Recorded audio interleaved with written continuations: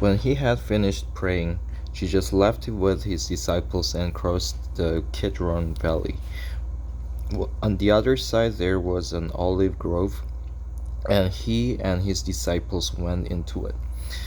Now Judas, who betrayed him, knew the place because Jesus had often met there with his disciples. So Judas came to the grove, guiding a detachment of soldiers and some officers from the chief priests and the Pharisees. They were carrying torches, lanterns, and weapons.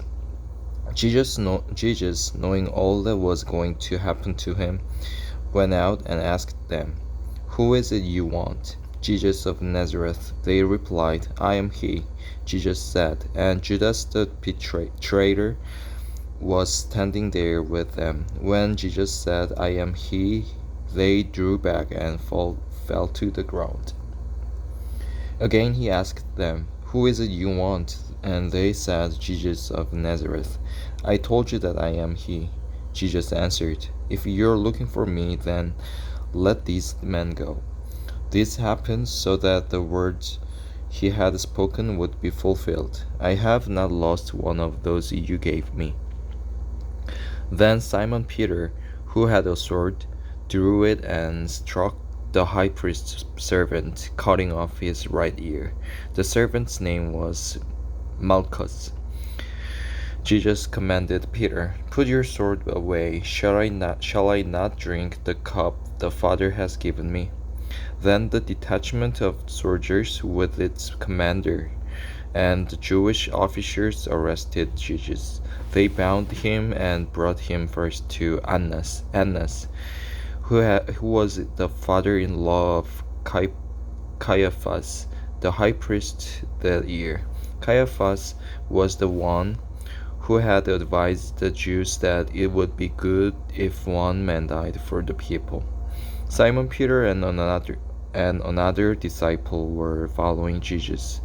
Because this disciple was known to the high priest, he went with Jesus into the high priest's courtyard, but Peter had to wait outside at the door.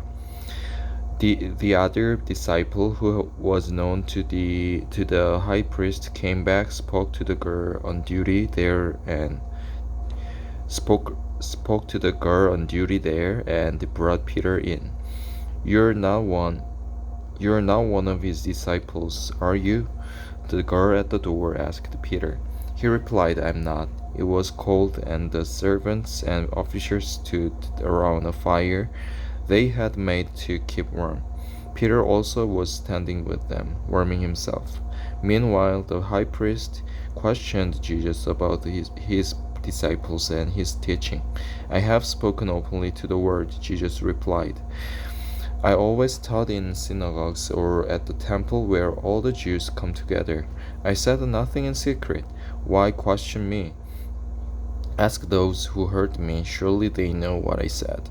When Jesus said this, one of the officers nearby struck him in the face. "Is this the way you answer the high priest?" he demanded.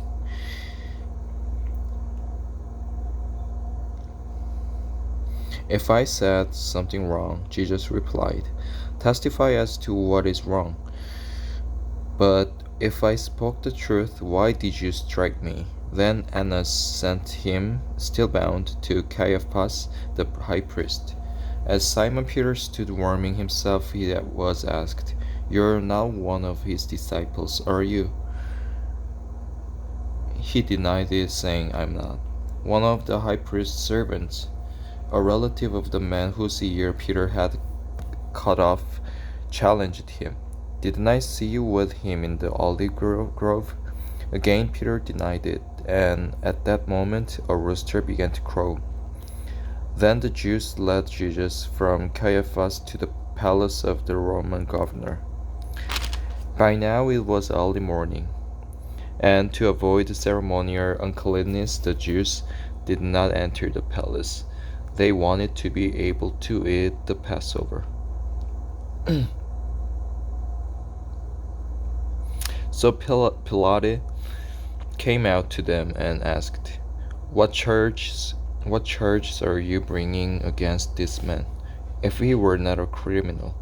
They replied, he would not have handed him over to you.